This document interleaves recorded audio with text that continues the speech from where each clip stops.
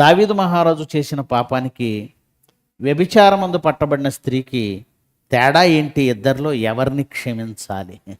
దావీదు మహారాజు చేసిన పాపానికి, వ్యభిచారమందు పట్టబడిన స్త్రీకి తేడా ఏంటి?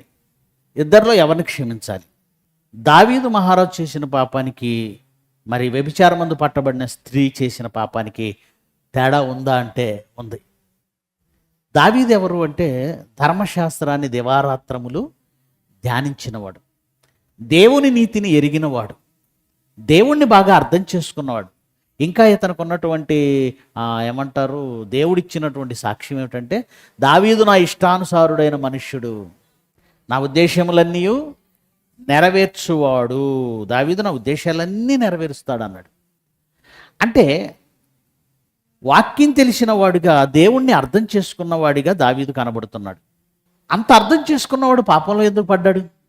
అంత అర్థం చేసుకున్నవాడు పాపంలో ఎందుకు పడ్డాడు అంటే, మంచివారిగా వాక్యాన్ని తెలుసుకొని వాక్య ప్రకారం జీవిస్తున్న మిమ్మల్ని కూడా భయంకరమైన పాపంలోనికి నెట్టగలిగిన సామర్థ్యం ఎవరికి ఉంది? ఏర్పరచబడిన వారిని సైతము మోసపరచుటకై. కనుక నేను నీతిమంతుడిని, నేను నీతిమంతురాలని అని ఎవడో పాపంలో పడితే చూసి నేనేదో మనమేదో నీతిమంతులం అయినట్లు, ఓ వాడే పాపం చేశాడు అన్నట్టు చూడకండి. మనవాళ్ళు చాలా ఓవర్ నీతి. ఎంత నీతి అంటే పరిచయుల నీతి మనవాళ్ళది. పరిచయుడు అనుకుంటున్నాడట నేనే నీతిమంతుడని ఇతరులందరినీ తృణీకరిస్తున్నాడట. పరిచయులు అందరూ ఏం చేస్తారు? తామే నీతిమంతులం అనుకొని, తమను తామే తమ దృష్టికి నీతిమంతులం అనుకొని ఇతరులను తృణీకరించు మనుష్యులు మనలో కూడా ఉన్నారు. ఎవడో పాపం చేశాడు, వాడు దొరికాడు, నువ్వు దొరకలేదు. ఇక్కడ లోకంలో ఎలాంటిది? లోకం ఎలాంటిదంటే, దొరికితే దొంగలు, దొరక్కపోతే దొరలే. దొరికాడు గనక పాపం దొంగ, నువ్వు దొరకలేదు, దొరకనంత వరకు దొర. ఎక్కడ? మనుషుల్లో దొర. కానీ ఆల్రెడీ ఎవరికి దొరికావు? దేవుడికి ఆల్రెడీ దొరికిపోయావు, అది తెలియదు నీకు. ఒక స్త్రీని మోహపు చూపుతో చూచు ప్రతివాడు అప్పుడే తన హృదయమందు ఆమెతో వ్యభిచరించిన వాడగును. పైగా మాలో పాపం లేదని ఎవడైనా అంటే వాడు దేవునినే అబద్ధికుణ్ణి చేసినవాడు. ఆ వచనం ఒకసారి చెప్పగలరా?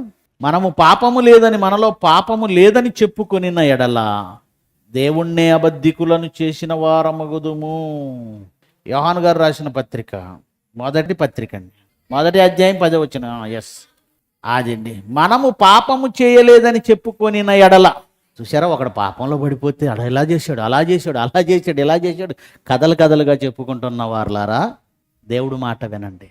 వాడెవడో పాపం చేశాడని నువ్వు చెప్పుకుంటున్నావంటే నిన్ను నువ్వేమనుకుంటున్నావు? నేనే పాపం చేయలేదని నువ్వు అనుకుంటున్నావంటే నువ్వు ఎవరిని అబద్ధికుణ్ణి చేస్తున్నావు? నువ్వు అబద్ధం ఆడితే చిన్న విషయం, చిన్న పాపమే, అది పాపమే. నువ్వు అబద్ధం ఆడితే చిన్న పాపమే, కానీ దేవుణ్ణే అబద్ధికుణ్ణి చేస్తే అది చాలా పెద్ద పాపం. కనుక నాలో పాపం లేదు అని నువ్వు చెప్పుకుంటున్నావంటే, నేను చెప్పుకోవట్లేదండి అంటావా? మరి ఎందుకు ఎదుటోడి పాపం గురించి మాట్లాడుతున్నావు? ఎదుటోడి పాపం గురించి ఎందుకు మాట్లాడుతున్నావు? ఫలానా మన వాళ్ళకి యాంగ్జైటీ అండి. ఎవరైనా పాపం తప్పు చేసి పొరపాటు చేసి దొరికారనుకోండి, వీళ్ళంతా శాస్త్రులు పరిచయం టైపు రాళ్ళు పట్టుకొని వస్తారు. ఆడు అలా అంట కదా, వీడు ఎలా అంట కదా. వీళ్ళంతా ఎవరన్నా రాళ్ళు పట్టుకున్న శాస్త్రులు పరిచయులు. మాటలతో పొడిచే వాళ్ళందరూ ఎవరు? డిస్కషన్లు చేసేవాళ్ళందరూ ఎవరు? అందులో మీరుంటే నో డౌట్ మీరు కూడా అంతే, రాళ్ళు పట్టుకున్న వాళ్ళు అన్నమాట మీరంతా. అప్పుడు యేసుప్రభువు అన్నాడు, మీలో పాపం చేయని వాడెవడో మొదట రాయేయండి. వాళ్ళకైనా ఆత్మ మనస్సాక్షి గద్దించి రాళ్ళు వదిలేసి వెళ్ళారు. కానీ మనవాళ్ళు అయితే వాత వేయబడిన మనస్సాక్షి మనలో ఇన్ని పెట్టుకొని రాయేయటానికే సిద్ధం మనం. గనక యేసుప్రభువు అన్నాడు, మీలో పాపం, అదే మన యోహాను గారి ద్వారా రాయించాడు, మాలో పాపము లేదని చెప్పుకొని వాడు దేవుణ్ణి అబద్ధికుణ్ణి చేస్తాడంటే దేవుడు ఒప్పుకోవట్లేదు. నాయన నాలో పాపం ఏమి లేదని నువ్వు అంటే దేవుడు ఒప్పుకోవట్లేదు. అబద్ధం ఆడకు, దేవుణ్ణి అబద్ధికుణ్ణి చేయక అన్నాడు. గనుక ఇప్పుడు వ్యభిచారమందు పట్టబడిన స్త్రీకి దావీదుకి ఏంటి తేడా అంటే, దావీదు అన్నీ తెలిసినవాడు. మనం కూడా అన్నీ తెలిసి కూడా వెళ్ళిపోతాం పాపంలోకి. ఎందుకంటే సాతానుకున్న పవర్ ఏంటంటే ఎలాంటి వాడినైనా పాపంలోకి లాగుతుంది.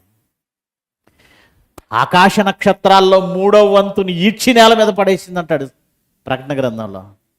ఆకాశ నక్షత్రాలంటే పైన ఉన్నటువంటి అగ్నిగోళాల గురించి కాదు చెప్పింది, మన గురించి. మనమే ఆకాశ నక్షత్రాలు. ఎవరైతే ఈ జీవవాక్యాన్ని చేతపట్టి ఉన్నారో వారు లోకమందు వెలుగొంతు జ్యోతులు. నీతి మార్గమును అనుసరించి ఎవరు అనేకులను త్రిప్పుదురో వారు ఆకాశమందలి జ్యోతులను పోలిన వారై నిరంతరము ప్రకాశించెదరు. స్టార్స్, ఆకాశ నక్షత్రాలంటే వాక్యము ప్రకటించే సంఘం. మీరు, నేను, అందరం. ఇలా వాక్యం ప్రకటించే వారిని ఈడ్చి నేల మీద కొట్టగలిగిన సామర్థ్యం ఎవరిది? ఒకే ఒక్కడండి దాన్ని తట్టుకొని నిలబడినవాడు, యేసుక్రీస్తు. దాదాపు మిగతా వాళ్ళంతా ఏదో ఒక సందర్భంలో దెబ్బైపోయిన వాళ్ళే, దావీదుతో సహా. అలా దెబ్బైన మనం దేవుని కృపను బట్టి నీతిమంతులమయ్యాం. ఒక దొంగ మరో దొంగను ఆడు దొంగ అంటే బాగుంటుందండి? ఒక వ్యభిచారి మరొక వ్యభిచారిని చూసి వాడు వ్యభిచారి అంటే బాగుంటుందా? కనుక దావీదుకి ఆమెకున్న తేడా ఏంటంటే, దావీదు తెలిసి చేశాడు. ఆమె తన పొట్టకూటి కోసం చేసిందో ఏం చేసిందో ఆమె తెలియక చేసింది. ఇప్పుడు తెలిసి చేసిన వానికి తెలియక చేసిన వానికి ఏంటండి తేడా? తెలిసి చేసే అంటే తెలియక చేస్తే కొద్ది దెబ్బలే తగులుతాయి. యేసుప్రభు అన్నమాట లోకాసువార్త 11లోను 12లోను చెప్తాడు అన్నమాట. తర్వాత చూడండి, తెలిసి చేసిన వానికి ఎక్కువ దెబ్బలు, తెలియక చేసిన వానికి తక్కువ దెబ్బలు అన్నాడు.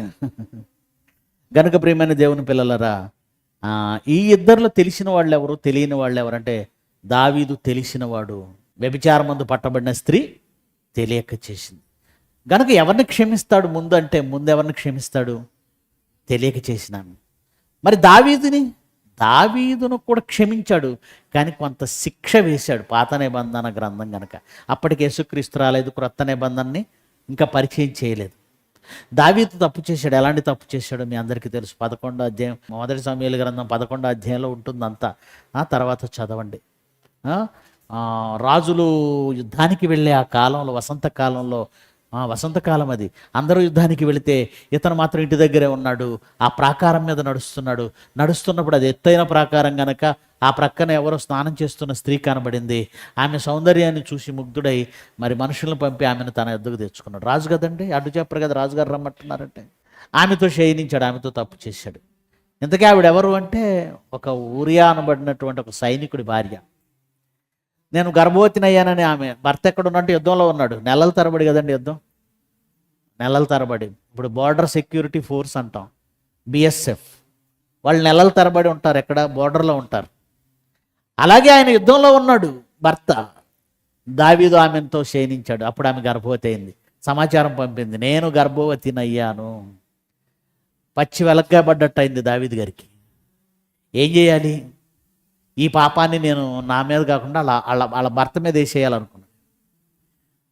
పిలిచాడు, ఊరియాని పిలిచాడు. ఆ 11వ అధ్యాయం అంతా చదవండి ఇంటికి వెళ్ళి. ఊరియాని పిలిచాడు. ఇన్నాళ్ళు నువ్వు యుద్ధంలో ఉన్నావు కదా, ఒకసారి ఇంటికి వెళ్ళి రారాదు అంటున్నాడు. అంత ప్రేమ ఏంటి ఊరియా మీద?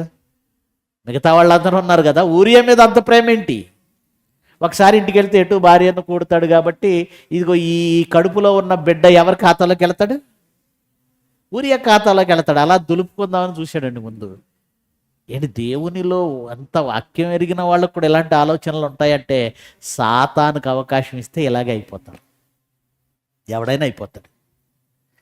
అలా చేద్దాం అనుకున్నాడు. ఈ ఊరియాని పిలిచాడు, నువ్వు ఇంటికి వెళ్ళన్నాడు. అప్పుడు ఊరియా ఏమన్నాడు తెలుసా? వెళ్ళలేదు. ఆ రాత్రి అక్కడే రాజప్రాసాదం, రాజ అంతఃపురంలో అక్కడే పడుకున్నాడు, రాజకోట. తెల్లవారు లేచి దావీదు పిలిపించాడు. ఏంటి నువ్వు ఇంటికి వెళ్ళలేదు అన్నాడు. నా సహోదరులందరూ యుద్ధంలో ఉన్నారు, దేవుని పిల్లలంతా, దేవుని మందస్సం యుద్ధంలో ఉంది. ఇంత యుద్ధం జరుగుతున్నప్పుడు వీరుడిగా నేను యుద్ధంలో ఉండాలి, కానీ ఏదో నా సంతోషం కోసం, నా భార్యతో సంతోషించడం కోసం నేను ఇంటికి వెళ్ళి పడుకోవాలా? నేను వెళ్ళను అన్నాడు. అంటే ఎలాంటి ఉత్తమమైన మనసు కలిగిన వాడు ఊరియా. ఇప్పుడు ఏం చేయాలో అర్థం కాలేదు, ఇంకా తప్పదు. ఇంకొక ప్లాన్ వేశాడు. ఏకంగా ఆమెను తన భార్య చేసుకోవాలనుకున్నాడు. ఒక తాకీదు రాశాడు. ఏమండి? యోవాబుకు రాసి పంపించాడు. యోవాబు సైన్యాధ్యక్షుడు. యోవాబు అనే ఆయన సైన్యాధ్యక్షుడు. దావీదు గారు ఒక లెటర్ రాసి దాన్ని గ్రంథం చుట్టి దాన్ని కట్టి ఊరియా చేతికే ఇచ్చాడు. వెళ్ళు ఊరియా, వెళ్ళి అదిగో యోవాబుకి లెటర్ ఇచ్చేయన్నాడు. ఆ లెటర్లో ఏముందో తెలుసా? ఈ ఊరియాను యుద్ధం ముమ్మరంగా జరుగుతున్న చోట నిలబెట్టు. అమోనీయులతో అనుకుంటే యుద్ధం అప్పుడు ఊరియా యుద్ధం అంటే వీరులు, అమోనీయుల వీరులు ఎవరైతే బలంగా ఉన్నారో అక్కడికి ఇతన్ని ముందు పంపించు, మీరు వెనక్కి వచ్చేయండి. అప్పుడు వాళ్ళు ఏం చేస్తారు? ఇతన్ని ఒక్కడనే వదిలేసి వీళ్ళు వెనక్కి వస్తే ఏం చేస్తారు? చంపేస్తారు. అలా చావాలని ప్లాన్ చేసి అందులో రాసి పంపించాడండి. నిజంగా ఊరియా ఎంత యథార్థవంతుడంటే మధ్యలో ఏమి రాశాడని లెటర్ విప్పి చదివితే దావీదు బ్రతుకంతా బండారం అంతా బయటపడేది. కానీ అతను లెటర్ కూడా విప్పి చదవకుండా తన మరణాన్ని తాను మోసుకెళ్ళి యోవాబుకి ఇచ్చాడు. ఎంత మంచోడండి. ఆ సమయంలో దావీదు ఎంత క్రూరంగా అతని చావును అతని చేతికి ఇచ్చి పంపించాడు. ఎంత క్రూరంగా ఆలోచించాడు దావీదు. చివరికి ఏం జరిగింది? ఊరియా చనిపోయాడు, బత్షెబను తెచ్చుకున్నాడు. దేవుడు విడిచిపెట్టలేదండి. దేవుడు విడిచిపెట్టలేదు. ఏం చేశాడు చదువుదామా? 12వ అధ్యాయం, 1 సమూయేలు 12వ అధ్యాయము 16వ వచనం నుంచి. యెహోవా ఊరియా భార్య దావీదునకు కనిన బిడ్డను ఏం జరిగిందటండి? బిడ్డను మొత్తాడట. 2వ సమూయేలు గ్రంథం 12వ అధ్యాయము 1వ వచనం ముందు చదవండి. కావున యెహోవా నాతానును దావీదు నొద్దకు పంపెను. నాతాన్ అనే ప్రవక్త వచ్చాడు. చడామడా తిట్టేశాడు దావీదుని. ఏం నువ్వు చేసింది గనుక నీకు శిక్ష ఏంటో తెలుసా? చూడండి ఒకసారి 9వ వచనం. నీవు యెహోవా మాటను ధృవీకరించి ఆయన దృష్టికి చెడుతనము చేసితివేమి? హిత్తీయుడగు ఊరియాను కత్తి చేత చంపించి అతని భార్యను నీకు భార్య అగునట్లుగా నీవు పట్టుకొని ఉన్నావు. అమ్మోనీయులను చేత నీవు అతన్ని చంపించితివి కదా. నీవు నన్ను లక్ష్యము చేయక నా గురించి ఆలోచించలేదు. ఈ తప్పు చేసేటప్పుడు నువ్వు నేను ఒకడిని ఉన్నాను, నేను ఒకడిని చూస్తున్నాను, నేను ఒకడిని శిక్షిస్తాను, నేను ఒకడిని బాధపడతాను, ఇవేమీ నన్ను పట్టించుకోలేదు కదా నువ్వు. మనం కూడా అంతే కదండి.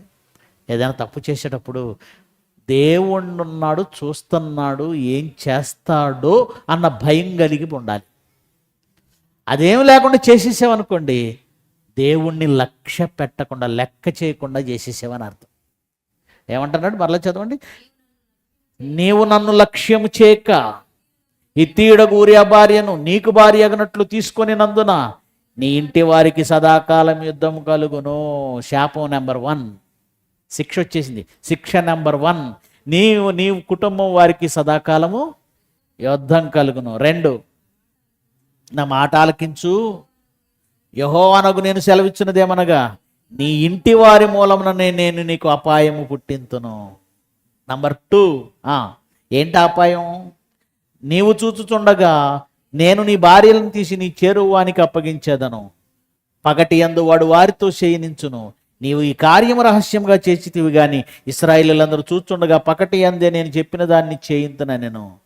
అప్పుడు దావీదు అంటున్నాడు, నేను పాపము చేసి తినని దావీదు నాతానుతో అనగా, నాతాను నీవు చావకుండునట్లు యెహోవా నీ పాపమును. వాస్తవానికి దీనికి శిక్ష ఏంటో తెలుసా? మరణశిక్ష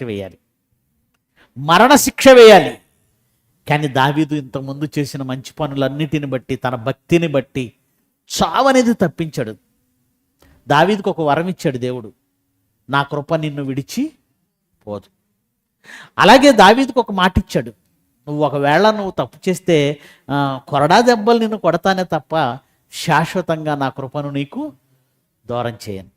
ఈ మాట ఇచ్చాడు. అంతేకాదు దావీదు వంశంలో నుంచి లోకానికి రక్షకుడు రావలసి ఉంది, యేసుక్రీస్తు. ఒకవేళ దావీదును చంపేసి దావీదు వంశాన్ని అంతటితో నాశనం చేస్తే లోకానికి రావాల్సిన రక్షకుడు వస్తాడా? రాడు. లేదు, ఒకవేళ వేరే వాళ్ళ ద్వారా దేవుడు రప్పించాడు అనుకోండి, అప్పుడు దేవుడు మాట తప్పిన వాడు అవుతాడు. యోధా గోత్ర సింహం దావీదులో నుంచి రావాలి, యెషయి మొద్దు నుంచి చిగురు పుట్టాలని ప్రవక్తల ద్వారా చెప్పించాడు. కాబట్టి ఇవన్నీ దృష్టిలో పెట్టుకొని తన లేఖనం నెరవేరాలి. దావీదు చేసినటువంటి మంచి పనులు, అతని గత చరిత్ర, అతని ట్రాక్ రికార్డ్ అంతా తీసుకోవాలి. ఇవన్నీ తీసుకొని శిక్ష వేశాడు.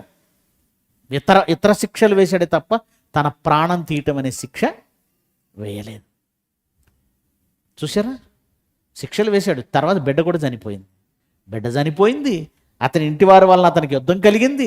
అతని భార్యలను తీసుకెళ్ళి అబ్షాలోం అనేవాడు టెంట్ వేయించి మరి బిల్డింగ్ పైన అందరూ చూస్తుండగా, మిద్ది మీద టెంట్ వేసి ఇశ్రాయేలు అందరూ చూస్తుండగా దావీదు ఉపపత్నులను కూడాడు.